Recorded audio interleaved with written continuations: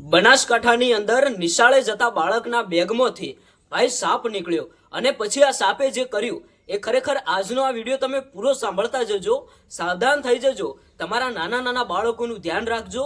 અત્યારે હાલ ભાઈ આ ચોમાસાની સિઝનની અંદર તમે જોયું હશે કે ક્યાંક ને ક્યાંક ઘણા બધા એવા ઝેરી જીવજંતુ નીકળતા હોય છે અને આપણા બનાસકાંઠા વિસ્તારમાંથી અત્યારે હાલ સોશિયલ મીડિયામાં આ વિડીયો ખૂબ જ વાયરલ થઈ રહ્યો છે, જેમાં ભાઈ એક ગામડાની અંદર એક નાના બાળકના સ્કૂલ બેગની અંદર ભાઈ સાપ આવીને ઘૂસી ગયો। હવે બાળકને ભાઈ સ્કૂલે જવાનો ટાઈમ થયો અને જ્યારે આ બાળકે આ બેગ ઉઠાવ્યું પછી શું થયું ખરેખર મિત્રો આ વિડીયો ગુજરાતના દરેક લોકો સુધી શેર કરી દેજો। આપણા બનાસકાંઠાના લોકો સુધી તો ખાસ કરીને આ વિડીયો દરેક ગ્રુપની અંદર પહોંચાડજો, કારણ કે આ વિડીયોથી બીજા કોઈ બાળકોનો જીવ બચી શકે છે।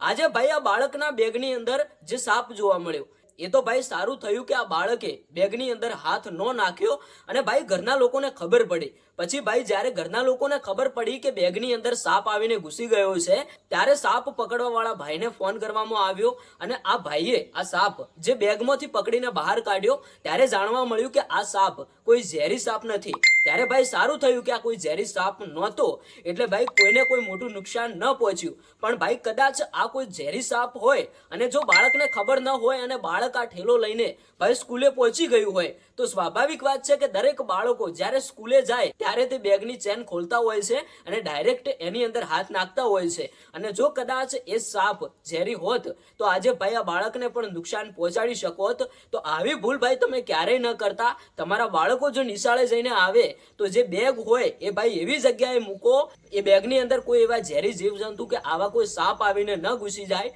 અથવા તો તમારા બાળકોને કોઈ પણ જાતનું નુકસાન ન થાય। તમારું શું કહેવું છે તમે કોમેન્ટ કરીને જણાવતા જજો।